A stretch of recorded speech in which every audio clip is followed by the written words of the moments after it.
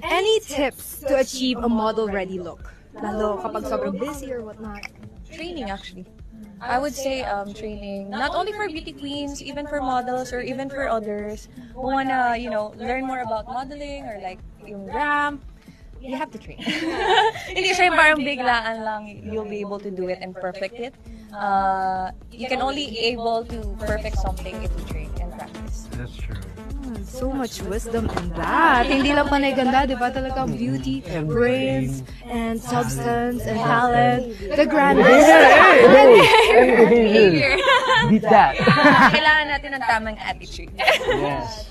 That's true. Well, we're so happy for you and for all your success, and we're looking forward to more of what's next for you. Of course, ako din, looking forward na maka-work pa kayo. And thank you so much, Benj. Thank you for including me. You're awesome. Hey. Thank you, so CJ. much. Yeah, see you Now you later. can rest first. Yes, and we'll see you later in the ramp. Meron ka pa rin ba bago mag-show?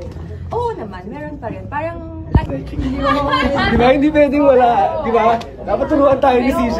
Paano stretching? okay. Okay ba mga tuhod? Alright, sige. Kaya pa. Kailangan ng balance. Okay, out loud. Ay, ayun na pala. Skirt ako, stretch ka. And then, para naman sa pa, stretch lang here, you'll feel it here dito sa ulo. O, di ba? And then down.